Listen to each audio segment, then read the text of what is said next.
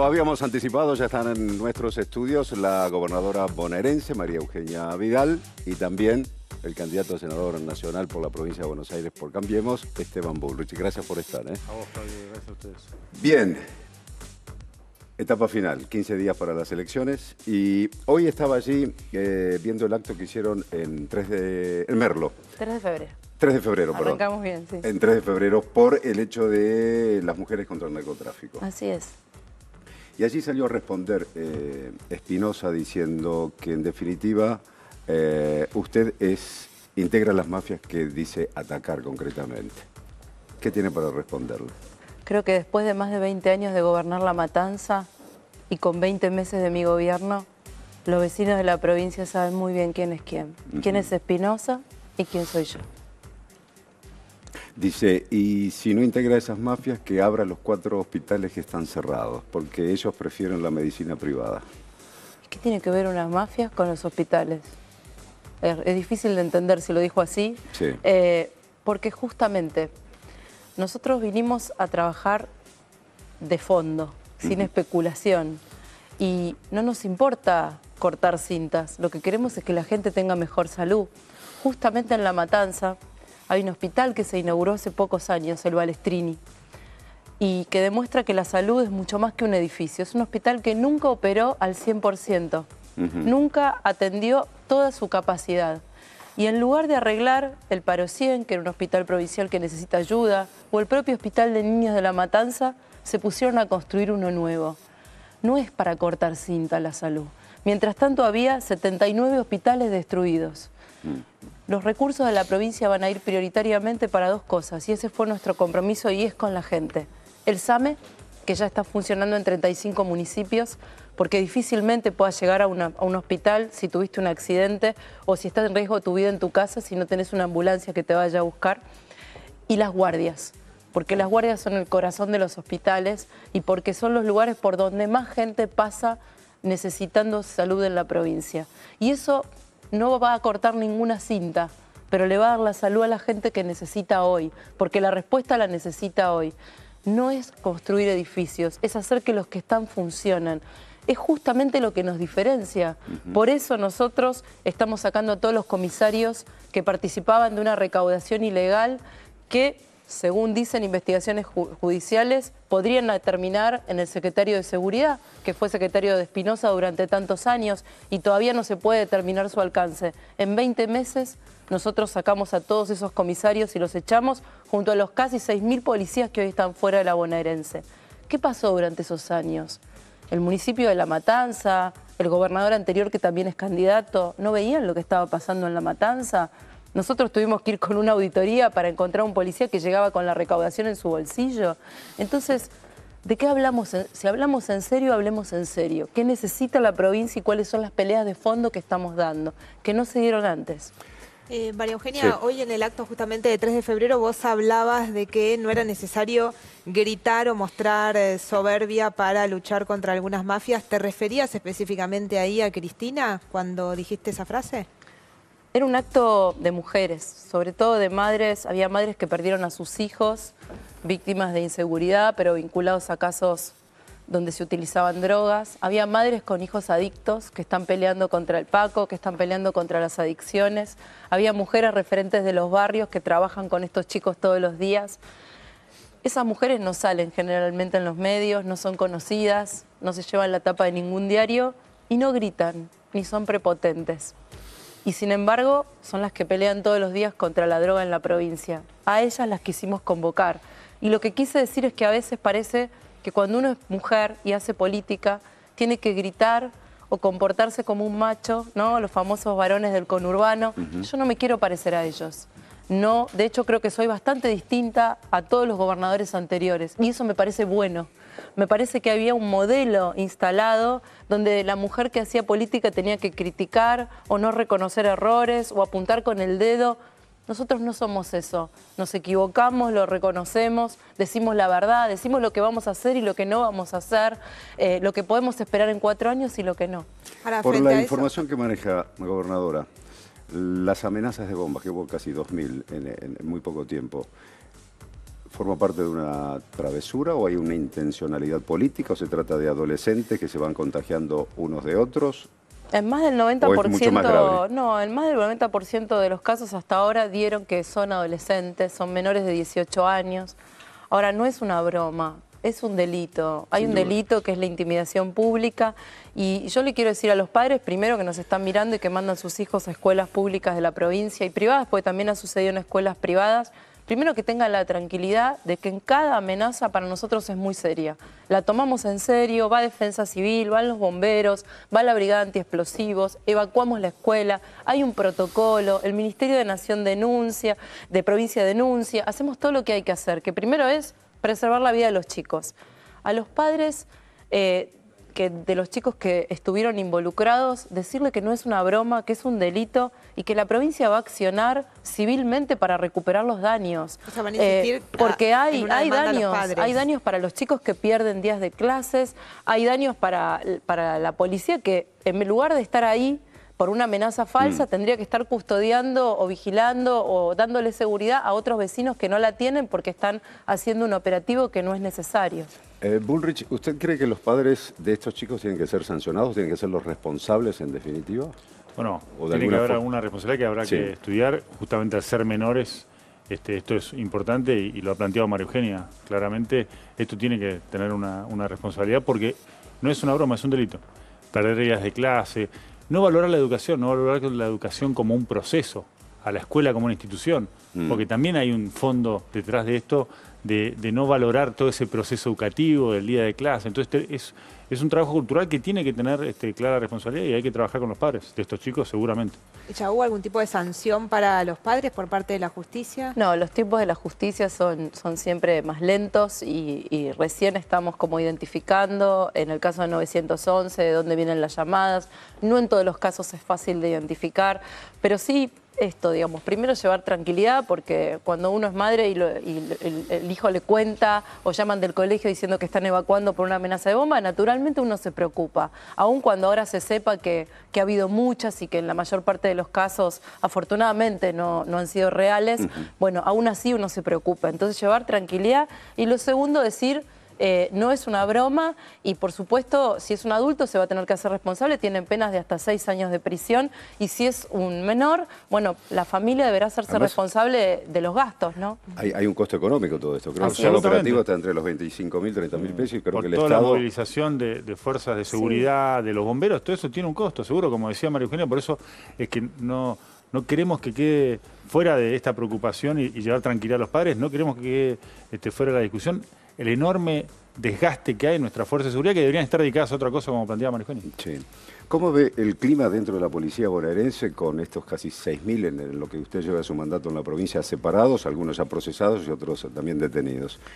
¿Qué pasa con el resto de los policías? Yo primero creo que gran parte de la policía es honesta y quiere trabajar bien. Y lo primero que le pasa cuando vemos que hay una política clara en relación a los que conviven con el delito es que se sienten protegidos, se sienten mejor. Porque antes el policía honesto no se sentía seguro. Aquel que quiere hacer bien su trabajo no se sentía reconocido.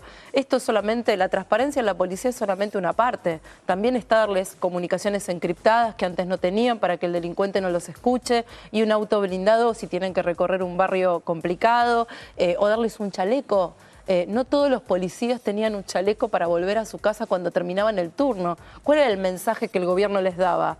Te cuidamos hasta que llegas a la comisaría. De la comisaría a tu casa no sos un policía a cuidar. Hubo casos donde policías fueron baleados y no tenían el chaleco puesto porque ya estaba regresando a su casa también. Así es, ha habido varios casos, sí.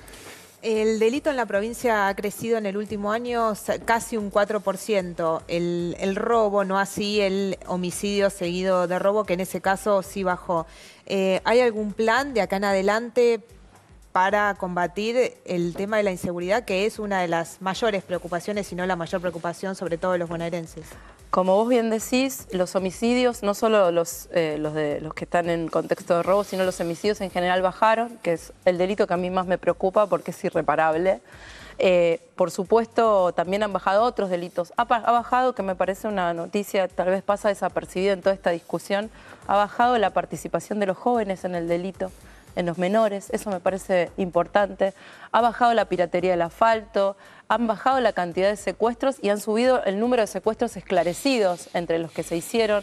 Subieron, porque lo que la Procuración de la provincia publica es el número de causas. Subieron las investigaciones por droga. Esto es por allanamiento que nosotros pedimos. No es que hay más narcotráfico, sino que nosotros lo estamos investigando más, entonces hay más causas judiciales. Y sí tenemos un tema con los robos, que aumentaron 4%, como vos bien decís, y que tenemos que trabajar todavía mucho más. No prometo y no va a haber soluciones de un día para el otro. La inseguridad requiere una pelea muy profunda como la que estamos dando de reforma en la policía, también en el sistema penitenciario. Lo mismo que hicimos con la policía, pedirles declaraciones juradas, hacer sumarios, entrar a las cárceles a investigar, lo estamos haciendo con el sistema penitenciario. Las cárceles eran como algo oculto con lo que nadie se metía. Hoy veía una estadística, creció 150% la cantidad de internos que hoy hacen tareas de oficios y de inclusión laboral, hoy trabajan adentro de las cárceles, hoy estudian adentro de las cárceles, mucho más que antes. Falta mucho por hacer, pero estamos en un camino que también hacia la seguridad y, por supuesto, las políticas sociales y la justicia, ¿no? Es un plan que lleva tiempo, pero que yo siento que vamos en el camino correcto. Bullrich, la educación, soy convencido, es lo que puede llegar a cambiar las futuras generaciones en nuestro país y para tener un país mucho más razonable concretamente. ¿Cómo se mejora en la provincia de Buenos Aires? ¿Cómo se evitan esos paros, por ejemplo, los que hubo a principios de este año que afectó a tantos alumnos? Y si en definitiva esto se va a recuperar en la provincia. Como planteaba María Eugenia, también es una de las variables muy importantes para nosotros para que a futuro la inseguridad realmente se resuelva, ¿no? Tenés una política actual de prevención, pero la verdadera política contra la inseguridad es la educación. Y lo que hemos hecho como equipo desde que llegamos a la provincia es primero poner la verdad arriba de la mesa, que esto es muy importante. No solamente evaluando con el aprender, que se evaluó en todo el país, obviamente también en la provincia de Buenos Aires, sino devolviendo las calificaciones a las escuelas. Se habían sacado el sistema de calificaciones. Si uno no califica, si uno no evalúa, no puede mejorar. Entonces, trabajar con la verdad arriba de la mesa. También la verdad de la infraestructura edilicia, ¿no? La provincia, más del 50% de los edificios de la provincia tenían problemas serios de infraestructura y comenzamos todo un plan que obviamente va a llevar unos años porque estamos hablando de más de 15.000 edificios, un plan para arreglar todos esos edificios para que los docentes trabajen en un buen lugar. Trabajar, lo decías, hubo algún nivel de conflicto este año, pero se resolvió ese conflicto con los alumnos en las aulas. Muy importante, cambiar esa cultura del paro permanente, hacer el esfuerzo, poner de vuelta la verdad arriba de la mesa, qué es lo que puede hacer el gobierno y qué no puede hacer el gobierno para poder cumplir con los convenios que se firman, con los acuerdos paritarios que se firman, cosa que no pasaba cuando María Eugenia llegó a la provincia con todo el equipo, no podían pagar ni el aguinaldo de ese año. O sea, iban a incumplir los acuerdos paritarios que justamente todo esto es una construcción para volver a poner la educación como eje. Y a esto hay que sumarle la calidad educativa. Mejor formación docente, como se está haciendo, la inicial y la continua, inversión en jardines de infantes. Si un chico entra a la escuela a los 3 años, reduce a la mitad la probabilidad de cometer un delito en su vida. A la mitad. Mirá qué política contra la inseguridad. Obviamente lleva tiempo, pero también tenemos que pensar en el ahora y en el futuro. Seguimos en unos minutos, tenemos que hacer una pausa. El tema le pregunta a la gobernadora si el tema de Santiago Maldonado, preocupación por cierto para que aparezca o se sepa qué ha sucedido con él, si se ha metido dentro de la campaña electoral. Es un tema que nos preocupa a todos y no hay ningún argentino que pueda no estar no preocupado por esto. Creo que algunos intentaron utilizarlo al principio políticamente, pero la gente tiene muy claro que lo más importante es que aparezca con vida y que hay un Estado que no está dispuesto a encubrir nada y que se puso a disposición desde el primer día haciendo investigaciones, llevando la información a la justicia, y es lo que vamos a seguir haciendo y es una decisión del presidente con todo su equipo. ¿Y cómo influye en la reacción de los organismos internacionales como Comisión Interamericana de Derechos Humanos o como la ONU? Bueno, que en estas últimas horas, porque fue hace muy poquito, hicieron varios informes reclamándole al gobierno mayor acción.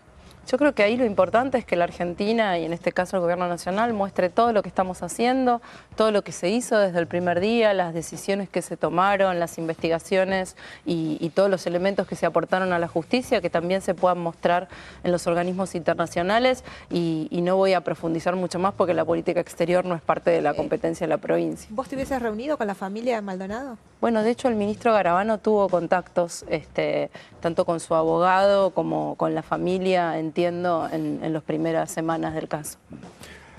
Bullrich, ¿usted considera que se cortó ya esa intención de utilizar políticamente el caso Maldonado?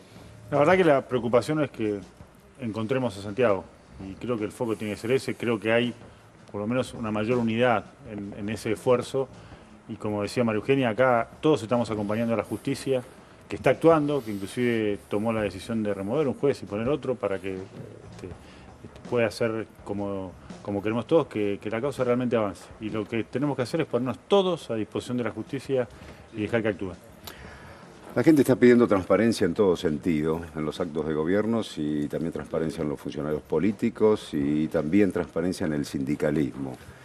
El otro día, con la detención del Pata Medina, Wocra de La Plata, comenzó a destaparse esa olla, que también hay un sector del sindicalismo que está muy comprometido con las prácticas reñidas con la honestidad. Creo que lo que empezó a partir de diciembre del 2015 es un tiempo nuevo, Claudia. Y ese tiempo tiene que ver con que la justicia ya no se siente presionada, puede actuar de manera independiente, y nadie, desde el presidente hasta cualquier ciudadano, ninguno estamos exentos de ser investigados, de que la justicia actúe, de que nos cite, de que investigue lo que sea que haya que investigar. Y por eso se ve avances que antes no se veían.